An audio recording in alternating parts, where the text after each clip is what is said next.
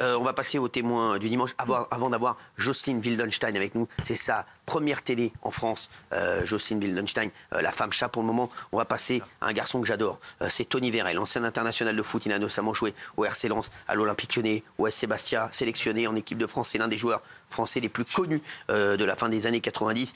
Et c'est un joueur que j'adorais de fou et je suis très content de le rencontrer. Tony, je peux t'embrasser, Tony, parce que j'adore. Ah, Tony, merci d'être là. Ah, franchement, ça me fait plaisir. Ça fait plaisir, tiens, je t'ai amené mon livre. Merci Tony, ça me fait vraiment plaisir de te voir. Tony qui était un... Ah, je sais que j'étais fou de toi, Tony. Non mais je suis sûr que tu étais vraiment un de mes joueurs préférés, mais vraiment, de loin, j'adorais Tony. Et je suis très content de te voir. En tout cas, t'es en forme, je te trouve bien. Il faut. Parce que normalement, tu sais, on dit souvent... parce que des fois, moi j'ai toujours peur d'avoir le corps d'un ancien footballeur, parce que vous êtes très beau. Et toi, t'as gardé le corps d'un footballeur. On essaye de s'entretenir et surtout d'avancer. Parce que c'est pas toujours facile, mais c'est comme ça, on va pas se plaindre. La dernière fois, j'entendais Raymond dans une émission dire on n'a pas le droit. C'était là. Ah, bien sûr. On n'a pas le droit dans la dépression, même si des fois c'est compliqué. Mais toi, c'est une histoire de fou, ton histoire. Et c'est vrai que moi, j'ai t'adoré en dehors du terrain et sur le terrain. Parce que voilà, j'aime bien ton caractère. Voilà, je te le dis. Et je suis très content de te voir aujourd'hui. Vous avez commencé le foot à quel âge, Tony? Moi, j'ai commencé assez tard pour un joueur. C'était à 9 ans en poussin. Ouais, c'est à 9 ans en poussin. Très vite, on voit que t'es un crack ou pas?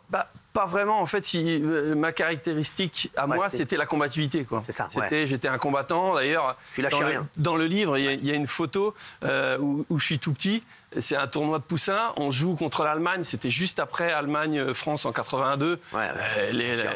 Le super match du SL où on doit tous les jours être en finale. Exactement. Et je suis rempli de boue de la tête aux pieds. Et en fait, ce jour-là, c'est moi le héros du match alors que j'ai pas marqué. Je suis défenseur. Mais je me rappelle. Tu étais défenseur. À l'époque, j'étais arrière droit. C'est ça. Et après, tu es devenu attaquant. Ouais, c'est vrai que après, j'ai screené mon entraîneur pour devenir attaquant. Et un jour, il en a eu marre. Il a dit écoute, tu m'embêtes, allez, va devant, tu vas voir que c'est tellement dur qu'il y a. Et ce match-là, on gagne 1-0, c'est moi qui marque. Donc comme là, quoi, la vie. Et après, c'est parti. Moi, je suis un passionné. Moi, je viens du milieu amateur. Mon père s'occupait pendant 20 ans, il a été entraîneur, président d'un club. On vivait tous les week-ends à travers le foot. On n'avait que ça pour nous. Donc, même les week-ends où il n'y avait pas de match, on se faisait chier. C'est ça. Excuse-moi de te le dire comme ça. Mais... Et en fait, moi, je baignais dans le foot. J'avais la chance d'aller m'entraîner donc, avec mon club. Et j'avais cette bouée d'oxygène avec le club de mon père. Je m'entraînais avec des seniors alors que j'avais 10-11 ans. Et dans les vestiaires, c'était la camaraderie, c'était l'échange. Autant mon club, j'étais à l'AS Nancy-Lorraine depuis Poussin, il fallait être meilleur que l'autre, c'était la compétition, c'était ça. Alors qu'avec mon père, dans l'équipe de mon père, c'était l'amusement, quoi. Et donc, j'ai jamais ressenti une pression de devenir ci, de devenir ça. Ça s'est fait tout seul. Du plaisir. Ça s'est fait tout seul. Alors, vous avez joué en 99, vous avez rejoint le club de Lyon.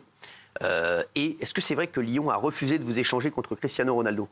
Ça, c'est une histoire qu'on me répète souvent. Incroyable. Elle est anecdotique, mais elle est sympa parce que quand on sait ce qu'est devenu Ronaldo, en fait, c'est l'entraîneur qui était au Sporting de Lisbonne à l'époque, était un entraîneur que j'avais eu à l'AS Nancy-Lorraine. Et moi, ça se passait plus ou moins bien avec Lyon. Donc, il m'appelle en me disant, écoute, est-ce que tu veux pas venir? Par contre, nous, on n'a pas d'argent à donner au club. Et Lyon, il me restait 1 an de contrat, donc eux, ils voulaient de l'argent, quoi. Et il me dit, par contre, on aimerait bien t'échanger contre 2 joueurs. Et quand il m'a cité le nom de Ronaldo, moi, à l'époque, c'était Ronaldo Phenoméno, le Brésilien. Je lui dis en rigolant, on veut m'échanger contre Ronaldo? En fait, plaisantant, bien sûr. Et en fait, c'était encore plus. C'était Cristiano. Cristiano Ronaldo. Cristiano qui deviendra, l'immense joueur qu'il est devenu. Et donc, c'était marrant, quoi. Vous avez eu combien d'années de carrière? J'ai eu à peu près une vingtaine d'années de carrière. Équipe de France aussi? Oui, 8 sélections. Exactement. Gilles, c'est ça, tu connais Tony? Absolument, 8 sélections. Bah oui, c'est sa combativité. L'icône de Lens aussi, Lens champion de France. Avec dans le stade, les gens chantaient pour Tony. Bah oui, c'est toute une époque incroyable. Tony, c'est un rêve, quoi. C'est ta vie, c'est un... Moi, j'ai vécu... c'est pour ça que je reviens à ce que disait Raymond la dernière fois, et bravo. Je veux dire, nous, on n'a pas le droit de se plaindre. Moi, je suis un privilégié. Moi, j'ai eu la chance de vivre un rêve toute ma vie. Donc moi, même si des fois il y a des choses qui sont dures, et on en parlera certainement après, je suppose qu'on va revenir, mais je veux dire, c'est pas grave. Je veux dire, moi, j'ai eu tellement d'années de plaisir, de bonheur à faire ce que je rêvais de faire tous les jours, que j'ai pas le droit de me plaindre aujourd'hui. Vous avez quel âge, Tony ? 51 ans. Ah ouais, il est magnifique. Hein. Attends, magnifique. J'ai caché derrière la veste. Non, t'es bien là, t'es bien. Alors, bien sûr, vous avez gagné beaucoup d'argent, forcément. J'ai eu la chance de gagner beaucoup d'argent, puisque c'était juste après la Coupe du Monde. Enfin, c'est là que les salaires ont explosé. C'est devenu même... Aujourd'hui, c'est devenu quasiment indécent, quoi. Je veux dire, et c'est pour ça que je peux comprendre certaines fois... Moi, je suis un ancien footballeur, donc je critiquerai jamais mes coéquipiers ou mes collègues. Mais c'est vrai que des fois, quand on voit certains salaires... Et j'en ai fait partie, donc je ne vais pas cracher dans la soupe. Sans indiscrétion, à votre prime... 120 000 euros. Combien? 120 000 euros par mois? 120 000 euros. En fait, quand je suis arrivé à Lyon... Franchement, c'est comme un influenceur. Donc, vous étiez l'attaquant de vedette de Lens. C'est 35-40 buts par saison. Ah oui, je sais. Attends, c'est énorme. Un peu moins, t'es gentil, Raymond. Non, tu veux que je te dise? Je t'en mets 45. C'est pour moi, c'est que... À Nancy, c'est ce que tu mettais par saison. Oui, en fait, comme j'ai toujours dit, si je devais refaire la même carrière que j'ai fait en gagnant le SMIC, je re-signe tout de suite. Bien sûr. Plutôt que d'avoir un poste plus élevé, avec un salaire plus élevé, mais avec d'autres responsabilités, j'ai fait toute ma vie ce que j'adorais de faire. Donc, Tommy, en 2011, professionnellement, ça semble un peu plus compliqué pour vous, comme vous nous le dites, en 2011. Vous retrouvez mêlé à une affaire de tentative d'assassinat. C'est vraiment une histoire de fou. Moi, quand j'ai entendu l'histoire, je pensais à vous, forcément, Tony, parce que voilà, vous étiez une de mes idoles. Donc forcément, je pensais à vous. C'est en 2011. Vous êtes avec l'un de vos frères, c'est ça? C'est en boîte de nuit? Non, en fait, ce qui s'est passé, c'est que j'étais dans mon lit à 3h du matin. Ah, d'accord. Donc aujourd'hui, les gens retiennent ce qu'ils ont entendu. La première fois, vous parliez d'Harry Roselmack, je suis passé à une heure de grande audience sur une chaîne très populaire, enfin, moins que vous, bien sûr. Mais en fait, voilà, on a dit des choses qui n'étaient pas vraies. C'est quoi l'histoire? Parce que l'histoire est folle. L'histoire de Tony, elle est incroyable. Je suis dans mon lit à 3h du matin, je reçois un coup de fil et mon petit frère paniqué qui me dit « je me suis fait rouer de coups ». Voilà, enfin, il le dit pas aussi calmement que moi. Et en fait, vous sortez de votre lit, vous êtes complètement paniqué, qu'est-ce qui se passe? Donc, il me dit « je suis dans une boîte de nuit sur le parking ». Et le parking de cette boîte de nuit est à 900 mètres de chez moi, à 900 mètres à vol d'oiseau. Donc, qu'est-ce que je fais? Je prends ma voiture et je fonce. Sauf que ça se passera pas aussi bien que je l'aurais voulu. Je l'ai dit, ça. C'est quoi? Qu'est-ce qui s'est passé avec votre frère? En fait, mes frères se sont. Allez-y. Il y a deux des frères. Les Vérel, c'est une fratrie très soudée. Ouais. Il y a deux des frères qui sont en boîte de nuit. Vous êtes combien de frères? 6 frères et une sœur. Pas oublier la sœur. D'accord. Donc il y a 2 jeunes frères qui sont en boîte de nuit et apparemment, parce que les versions sont différentes, mais ça se passe mal avec 3 vigiles qui les frappent. Donc, ils se retrouvent sur le parking. Voilà. Et les massacrent. Voilà. En fait, ils se sont fait... vraiment massacrés. Surtout un de mes petits frères. Genre, vraiment, quand vous arrivez, vous le voyez en son. Oui, en fait. Termine, Gilles. Mais... Donc, à ce moment-là, ils sont sur le parking. Ils appellent d'autres frères qui arrivent. Et là, il y a, sur le parking, altercation, coup de feu. Et ça va être notamment Tony Vérel qui va être jugé responsable de ces coups de feu et qui va être effectivement mis en examen pour tentative d'assassinat avec ses frères, incarcéré en prison à Metz. Oui. Et à ce moment-là, on est le 25 octobre 2011, il risque la perpétuité. Exactement, voilà. Je sais. Donc, l'affaire... Et vous êtes condamné à 5 ans de prison, dont 3 ans ferme. Voilà. Non, parce qu'on a fait appel. Oui, ça, justement, au départ, voilà, quand on passe... ça nous tombe dessus. Je veux dire, le procès s'était relativement bien passé. Je veux dire, on avait quand même démontré, mes avocats... Il y a eu quoi? Est-ce qu'il y a eu des blessés? Il y a eu des... Ah oui, il y a eu des blessés. Oui, il y a eu 3 blessés. Il y a eu 3 blessés. C'est ça. Oui, vraiment, c'était une affaire d'importance majeure. Mais bien sûr, elle a été annoncée, comme le dit Gilles. Je veux dire, à un moment donné, t'es en prison, t'es incarcéré, et tu entends à la télé, Tony Vérel et ses frères risquent la perpétuité. Donc à un moment donné, tu te dis, mais... Parce que moi, le jour où je suis rentré en prison, je me suis dit... je me rappellerai toujours de ce moment-là. Tu rencontres le responsable de l'étage et il te dit « Bon, vous avez 10 jours à faire au quartier arrivant, après vous irez dans le grand quartier, tout ça. » Mais dans ma tête, j'ai envie de lui dire « Mais qu'est-ce que tu me parles de 10 jours? Dans 3 jours, je suis dehors, moi. » Quand vous êtes sûr d'être innocent, vous ne pouvez pas imaginer une seule seconde que vous allez rester. Et donc, à un moment donné, quand vous rentrez dans l'engrenage, Et c'est là que vous vous dites, finalement, c'est pas ça, quoi. Vous discutez avec d'autres, parce qu'au départ, j'avais pas envie de discuter. Je sais pas avec qui je discute. Est-ce que c'est... Vous étiez avec quelqu'un dans la cellule ou avec un... J'étais avec quelqu'un dans la cellule, mais bon, je parlais pas beaucoup. Je sortais. Quand j'allais en promenade, je courais pour justement m'évader un petit peu. Et puis après, voilà. Après, à un moment donné, on commence à se dire, ça va pas être aussi rapide que je pense. Il va falloir vraiment... Ça te restait combien de temps en prison ? 5 mois. 5 mois, d'accord. 5 mois. Comment vous le vivez ? C'est énorme. Quand on n'a pas le choix, on le vit. On le disait tout à l'heure, c'est exactement la même chose que disait Raymond. On est là, on vit les choses. On est obligé d'être fort d'ailleurs. Les seules choses qu'on a pu me dire, les bons conseils qu'on a pu me donner en prison, c'est surtout quand tu vas au parloir, ne montre pas. Ne montre pas, même si tu peux avoir des moments où tu n'es pas bien, tu essayes de ne pas le montrer à personne, encore moins en prison, Bien sûr. mais surtout pas à ta famille. Et ce qui fait le plus mal, enfin, ce qui m'a vraiment détruit, c'est les dommages collatéraux. Mon papa, qui est parti aujourd'hui et qui n'a pas pu voir son enfant se faire juger, enfin ses enfants. Et donc ça, c'est terrible. C'est terrible parce que finalement, la justice est ce qu'elle est. Je la respecte. Je suis un enfant de la France. J'ai eu la chance de porter le maillot. Je respecterai jusqu'au bout les décisions. Mais il y a eu une erreur judiciaire. Qu'est-ce qui s'est passé alors en fait ? Qu'est-ce qui s'est passé ? Il y a eu des coups de feu ce jour-là. Mais qui avait...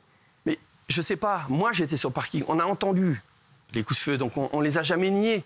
En fait, ça venait pas de vous les coups de feu parce que au départ, oui. Donc c'était pas. Bien sûr, Tony, vous ou vos frères ou tout le monde, vous étiez armés. Non, justement. Ça, vous ne voulez pas. Ah non, mais c'est pas que je veux pas. Aujourd'hui, Gilles, si tu as fait ton travail, je peux même te donner la procédure au complet. J'aurai le droit aujourd'hui. Tu verras. Il n'y a pas d'armes, il n'y a pas de... Les vidéosurveillances, la caméra de vidéosurveillance qui aurait pu nous innocenter, les tamponnages qu'on ne nous a pas fait. Je veux dire, c'est tous des éléments quand même qui sont choquants aujourd'hui. Je veux dire, je ne suis pas là pour polémiquer sur la justice, bien au contraire, je la respecte aujourd'hui.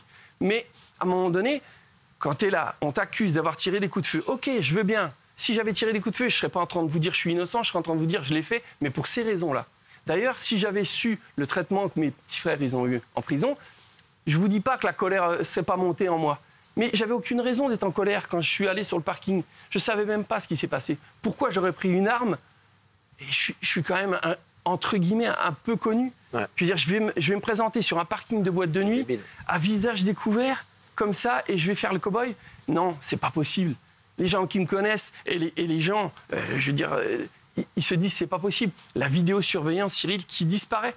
Je veux dire, est-ce que c'est Tony Vérel et ses frères qui ont pu, je veux dire, prendre la caméra, enfin la vidéosurveillance, prendre la cassette et la changer ? Vous savez ce qu'il y avait sur les bandes ? Ça s'est soldé comment le... Alors ça s'est soldé, ça vient de se solder là. Exactement, oui. Parce qu'il y a eu donc un jugement en appel qui a réduit la peine. Bien sûr. 18 mois de prison. Et vous êtes pourvu en cassation. Et là, vous avez perdu en cassation. Mais en appel, c'est 18 mois aménageables, interdiction de port d'armes pendant 5 ans. Et 18 mois aménageables, ça veut dire que voilà, il n'y a pas de prison. C'est ça, mais d'accord. La justice a considéré que la responsabilité était amoindrie, mais ne vous a pas quand même donné quitus de l'ensemble. Non, c'est pour ça que je ne critiquerai pas aujourd'hui la justice, mais elle n'a pas été au bout des choses. C'était soit j'étais coupable, ou soit j'étais innocent. À un moment donné, si vous regardez le verdict, j'ai croisé... Tous les gens que je croise aujourd'hui dans la rue me disent « Tony, tu as gagné ton procès. Tu ne retournes pas en prison, tu as gagné ton procès. » Non, pour moi, je n'ai pas gagné. Je ne suis pas innocent, on ne m'a pas innocenté. Mais aux yeux des gens... Et les gens m'ont dit, mais si tu avais fait ce pourquoi on t'accuse, c'est pas 18 mois de prison que tu prends, c'est 10 ans, 20 ans.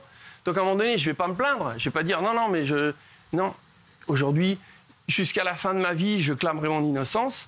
Mais c'est comme ça, je respecte les institutions, je suis français, j'ai été fier de porter ce maillot. La seule chose qui me fait mal, c'est qu'en fait, moi, à la limite, c'est normal, j'ai eu cette notoriété. Cette notoriété m'a apporté, comme à tous, des avantages.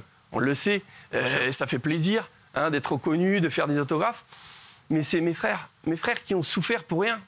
Mon petit frère, on en parlait, mon petit frère de 20 ans, il serine son grand frère, qui a 10 ans de plus que lui, pour aller fêter ses 20 ans qui sont allés à 3-4 jours près. Il va en boîte de nuit, il se retrouve, il boit un verre, il voit son grand frère se faire frapper par un vigile. Qu'est-ce qu'il fait ? Il va porter main forte, il va secourir son frère. Et oui, on a dit au procès, il l'a poussé. Non, il lui a mis un coup de poing, peut-être. Mais ce que je veux dire par là, après ça, en voulant défendre son frère, il se fait massacrer. Je veux dire, quand j'ai entendu au procès 15, 20 témoins expliquer la scène de mon petit frère qui est coincé dans un angle parce qu'à un moment donné, il se sauve. Parce que quand il est venu frapper le vigile pour aider son grand frère, bien sûr, toute la boîte s'est mise contre eux parce que c'est tous. Il y a beaucoup de copains des vigiles, tout ça. Et je critique pas les vigiles parce que mon père a été vigile à son époque et c'était pas le même vigile.